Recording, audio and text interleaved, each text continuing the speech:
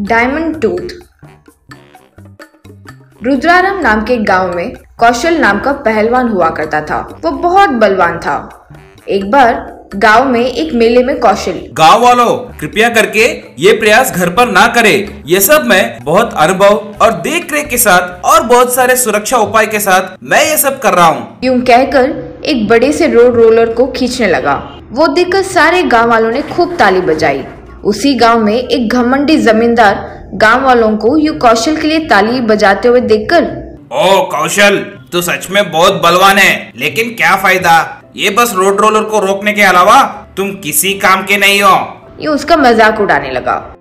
ये क्या है भाई, कौशल हमारे गांव के लिए बहुत अच्छा नाम लेकर आया है। आसपास के गांव वालों में कौशल के टक्कर का कोई नहीं है, इसलिए। वही तो मैं कह रहा हूँ, इतना पहलवान होकर भी इतने गरीब की तरह है, इसलिए 4 पैसे मिलने वाले काम करने के लिए कह रहा हूँ। मुझे कोई समझता ही नहीं, मैं हमेशा आपके भलाई के लिए ही कहता हूँ। कहकर वहां से चला गया। उन बातों से कौशल बहुत दुखी हो गया था।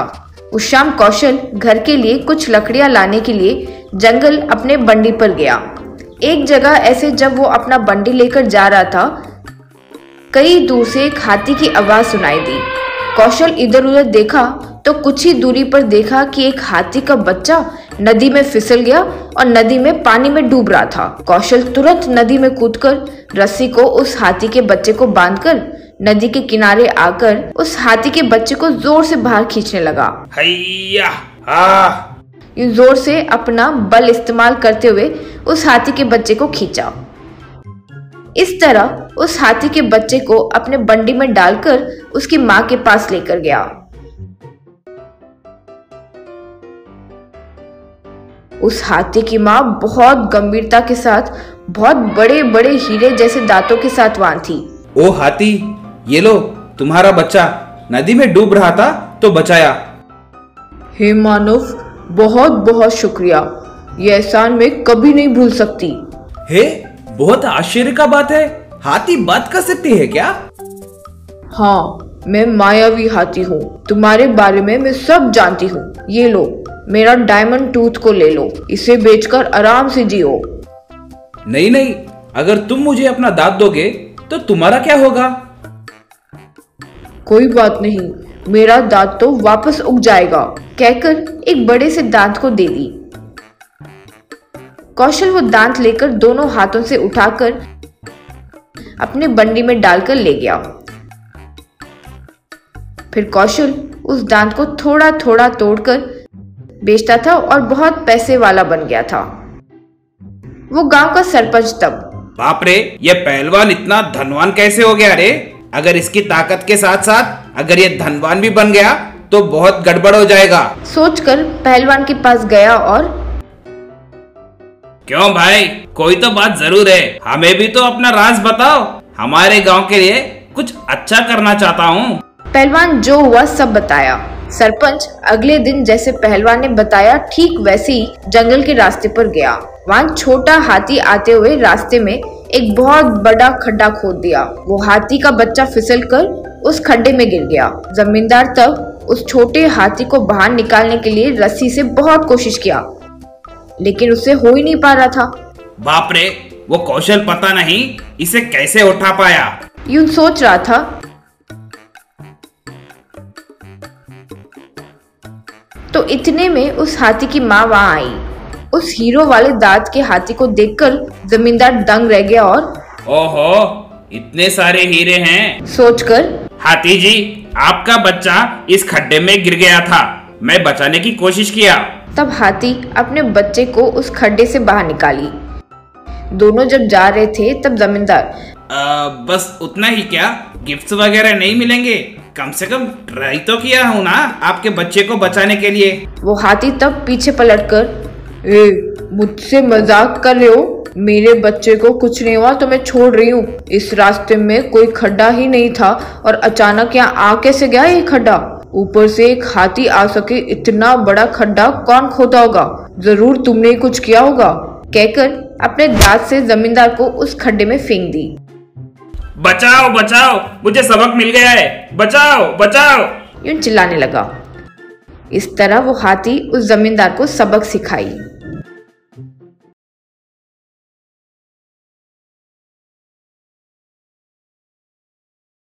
Diamond tree.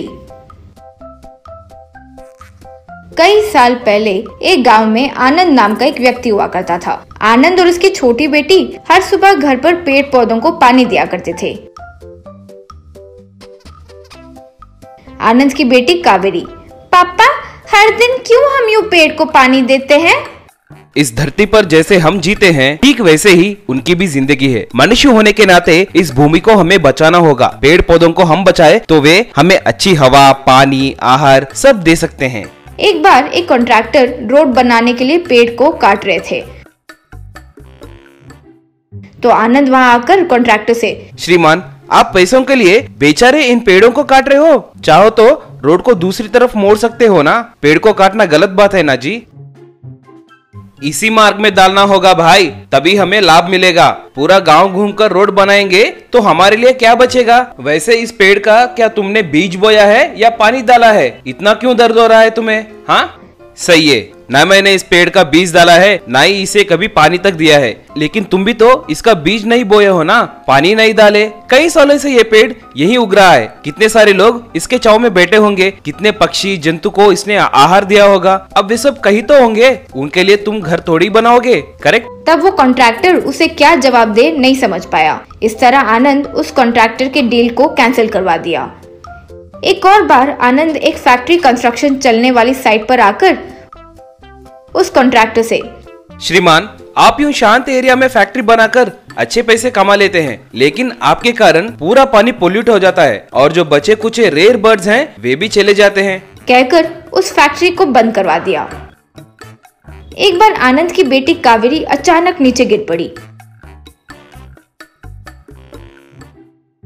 अस्पताल में दिखाने के बाद डॉक्टर ने आनंद से कहा, देखिए मिस्टर आनंद, जल्दी ही 2 लाख रुपए तैयार कीजिए, छोटा सा फ्रैक्चर हुआ है। आनंद इतने पैसे कैसे लाए समझ नहीं पाया और कॉन्ट्रैक्टर के पास गया। क्या भाई, तुम तो हमारा रोड कॉन्ट्रैक्ट, फैक्ट्री कॉन्ट्रैक्ट सब बंद करवा देते हो और हम जब भी तुम मदद मांगो तुम्हारी मदद करें, हमें पैसे कहाँ से मिलेंगे? जो तुम काम करते हो उसकी वजह से हमारे सारे काम हाथ से निकल गए हैं और पैसे ही नहीं बचे। सॉरी। आनंद वहाँ से चुपचाप चले गया। एक पेड़ के नीचे बैठकर आनंद दुखी हो रहा था। हे भगवान, ये क्या परीक्षा है? मैंने क्या किया? यूं सोच रहा था कि तभी वो पेड़ अचानक, बेटा आनंद, तुम्हारी वजह से आज हम सारे पेड़ जिंदा हैं। मेरे दीदी, भाई, बहन कईयों को तुमने बचाया है, तो तुम्हें हम यूं दुखी देख सकते हैं क्या? आखिर किसने कहा कि डायमंड सोना कीमती चीज है? डायमंड्स तो कार्बन ही है ना। वो कार्बन कहाँ से बनता है? हमसे ही तो बनता है ना। तुम लोग जो सांस लेने वाला ऑक्सीजन, गैस, पेट्रोलियम सब हमसे ही तो आता है। तब हमें अच्छे से देखना चाहिए ना। ये लो, अब से तुम्हारे लिए जो जरूरी है वो डायमंड्स दे रही हूँ। ये लो। बस डायमंड्स फिर वो पेड़ पर उग आए। आनंद बहुत खुश होकर पेड़ को नमस्कार करने के बाद जो डायमंड चाहिए वो लेकर अपनी बेटी को बचा लिया। उन डायमंड से मिले पैसों से और कई पेड़ के बीज बोकर पेड़ को बचाए।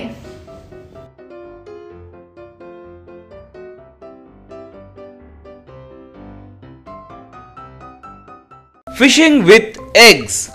रंजित नाम का व्यक्ति मछली पकड़ने में बहुत माहिर था। जब वो मछली पकड़ने जाता था तो लोग उस पर बेटिंग लगाते थे। रे, आज अपना रंजित मछली पकड़ने जा रहा है, वो कम से कम 1 नाव भर के मछली पकड़ेगा। ये लो, मेरा बेट 1 लाख का है। वो 1 नहीं बल्कि 2 नाव भर के मछली पकड़ के आएगा। शर्त है, ये लो 2 लाख। ऐसे एक से बढ़कर एक रंजित पर बेटिंग लगाते थे। रंजित के फ्रेंड रंगूलाल को उनके बेटिंग के बारे में पता चल गया। वो एक दिन रंजित के पास जाकर, मैं तुम्हारे पकड़े हुए मछलियों से ज्यादा तुम पर लगाए बेटिंग की कीमत बहुत ज्यादा है। ये देखो, आज तुम्हारे ऊपर लगाए गए बेटिंग की कीमत, तुम एक नाव भर के मछली लाओगे कहकर 1 लाख रुपए की बेटिंग लगाए हैं और दूसरे ने 2 लाख की बेटिंग लगाया। हम इनका क्या करें? क्या रे, हम पर इतने पैसों की बेटिंग लगा रहे हैं तो हमें क्या फायदा? तुम जाकर एक काम करो, किसी एक व्यक्ति से कह के आज रंजित एक भी मछली नहीं पकड़ेगा यूं कह के बेटिंग लगाने के लिए कहो। बेट 5 लाख का है कहना। ये क्या रे, तुम एक भी मछली नहीं पकड़ोगे? ऐसा कभी हुआ क्या? इसके बारे में बाद में बोलूंगा, तुम जाकर बेट लगाने के लिए कहो। ऐसे कहते ही रंगूलाल रास्ते पे चलते एक भिखारी को बुलाकर, रे बूढ़े, हर दिन भीख मांगने पर तुम्हें कितने पैसे मिलते हैं? 200 आते हैं। मैं तुम्हें 1000 रुपए दूंगा। जाकर वो देख रहे हो ना, उनसे जैसे मैं बोलता हूँ वैसे शर्त लगाओ। रंजित आज एक भी मछली नहीं पकड़ेगा और मेरी शर्त 5 लाख है, ऐसा कहो। कहकर पैसे से भरे एक थैले को दिया।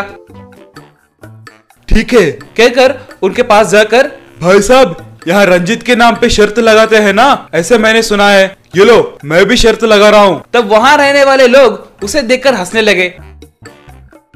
रे बूढ़े, यहाँ 10-20 रुपए की बेटिंग नहीं होती है, 1 लाख 2 लाख की बेटिंग लगाते हैं हम। ये तुम्हारी रेंज की बात नहीं है, पहले यहाँ से चले जाओ। मुझे पता है कि यहाँ बहुत ज्यादा पैसों से शर्त लगाते हैं, इसीलिए मैं भी ये देखो लाखों की शर्त लगाने आया हूँ। मेरा शर्त 5 लाख का है। क्या 5 लाख? उतने पैसे? सच है क्या? तुम्हारे पास उतने पैसे हैं? कभी उतने पैसे देके भी हो क्या? ये देखिए, कहकर वो थैला खोलकर दिखाया। बस वहां रहने वाले सब आश्चर्य से उसे देखने लगे। बाप रे, ये मामूली व्यक्ति नहीं है, भिखारी के बेस में खिलाड़ी लगता है। ठीक है, तुम्हारी शर्त क्या है बताओ? रंजित आज एक भी मछली नहीं पकड़ेगा, ये मेरा शर्त है 5 लाख रुपए का। रे, आज इसके 5 लाख तो गए। इससे पहले के सारे बेटिंग खत्म करके अब सिर्फ यही देखना है, अगर रंजित एक भी मछली लाया तो ये हम जीत जाएंगे और आपस में बांट लेंगे। कहकर उसके प्रतियोगी बालाजी को बुलाकर, रे, तुम पे मैं और मुझ पे तुम शर्त लगाना मामूली बात है। आज हम दोनों मिलकर उस बूढ़े के ऊपर 5 लाख का शर्त लगाएंगे। ठीक है मिश्रा? रे, हम दोनों मिलकर शर्त लगा रहे हैं, हमारा शर्त 5 लाख रुपए का है। तब रंजित मछली पकड़ने गया। रंगूलाल जैसे कहा ठीक वैसे ही शाम को खाली हाथ लौटा, एक भी मछली नहीं पकड़ा। वो देखकर मिश्रा, ये क्या रंजित, आज एक भी मछली नहीं पकड़े हो? मछली नहीं मिली मिश्रा, इसमें मैं क्या कर सकता हूँ? रे भाई, तुम पर भरोसा करके हमने 5 लाख रुपए शर्त लगाया है, आज हमें तुम्हारी वजह से बहुत नुकसान उठाना पड़ रहा है। ऐसा क्या? हर दिन मुझ पर शर्त लगाकर कमाए पैसे कभी आपने मुझे दिया क्या? चलिए हटिए। कहकर उनसे छुपकर एक जगह पर रंगूलाल से मिला। क्यों रे, कैसा है मेरा आइडिया?